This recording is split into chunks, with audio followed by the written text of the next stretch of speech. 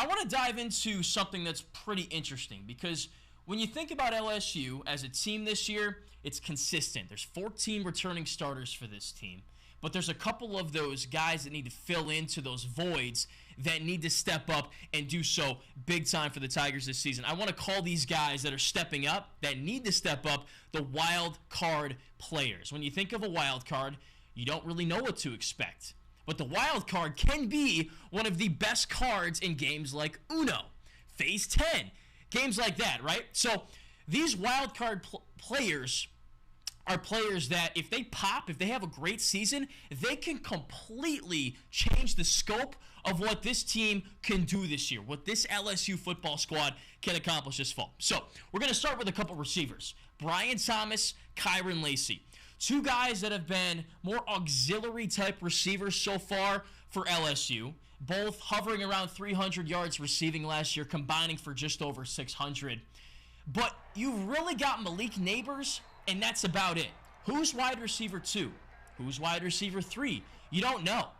LSU didn't really have either of those options on last year's team. It was Neighbors, and that was pretty much it. It was supposed to be Keyshawn Butte, but he was up and down, he was here, he was there, he was all over the place last season. Anything but consistent. You need that number 2, that number 3 guy that can come into a football game and make plays. You can't rely on one person because defenses like Alabama, defenses like Georgia, if you face them in the postseason, they're going to find a way to shut down one player. Football's played with 11 guys on both sides of the ball. In the passing game, there's 4, sometimes 5 different guys that are running routes. So you need the second and third options to be viable. And I expect one of those two, if not both of those roles, to be filled by Brian Thomas, Kyron Lacy. Both big-time recruits, both guys that have some length. Thomas 6'4", Lacy 6'2", plus 200 pounds.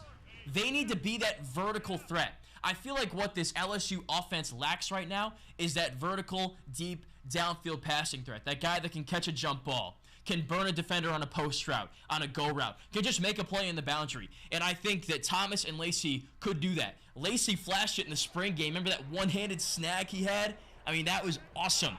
This offense needs playmakers and dudes that can make plays like that consistently. So, Brian Thomas, Kyron Lacy, your first 2 wildcard players. Now let's flip to the defensive side of the ball. Savion Jones is next.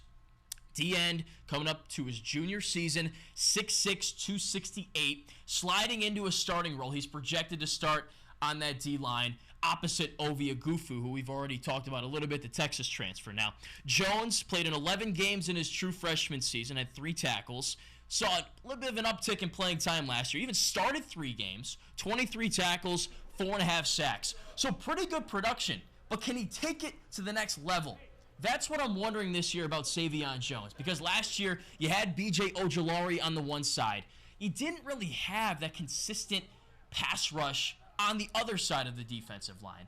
Ali Gay was in there a little bit. The linebackers would help out. You know, Harold Perkins was in there, and other guys would kind of creep down into the box and blitz off the edge. But if you've got 2 defensive ends that can consistently get pressure, you've really got something. And you don't need to force your linebackers, your safeties to come up, make plays and blitz. They get sit back in coverage. You can really disguise and do a whole lot of different things with your defense, with your scheme. So I want to see if Jones can become a consistent pass rusher, a consistent problem creator on this D-line to complement what Mekhi Wingo does, what Oghoufo does, and what Mason Smith does. And that's a great segue into our next wildcard player. It is Mason Smith.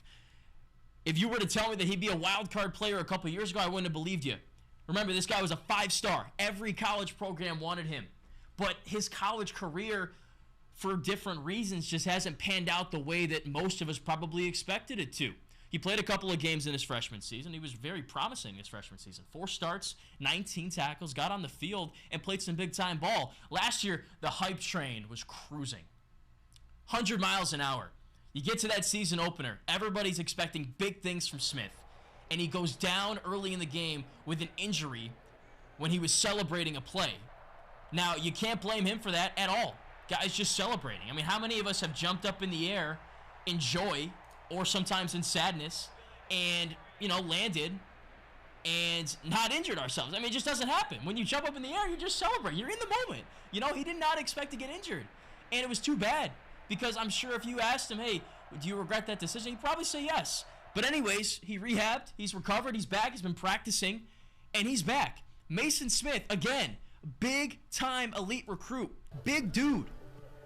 He's 6'6", 310. He's going to stuff the runs, and he's a guy that's going to get interior pressure. He can change this defense. He can shut down opposing offenses.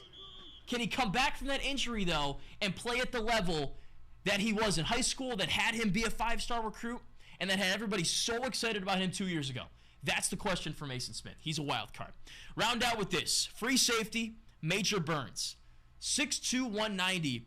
And the hype is real for him, too, at least we think. By the media's accounts, this guy was a third-team All-SEC pick for the preseason teams at media days. That's despite only starting 9 games in his career.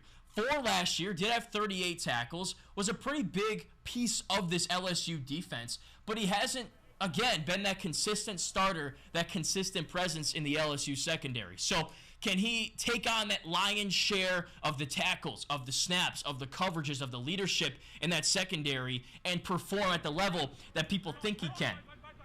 Picked third-team All-SEC. I mean, that's high praise, especially for a guy that's not like a returning starter that started 10, 12, even 8 games. No, half of that 8, actually. But a lot of people like his skill set. They like his intangibles. They think he's going to be really good. So can Major Burns live up to his lofty preseason expectations? Those are the wild card players this year for LSU. If all 5 perform well, I mean, this team might be bound for a national championship because these are guys that are filling holes that last year's team didn't really have. If a couple of these guys step up, this could still be a national championship team. So if you're looking for 5 guys that could tell the tale of what this season will be for LSU, it's those 5 guys.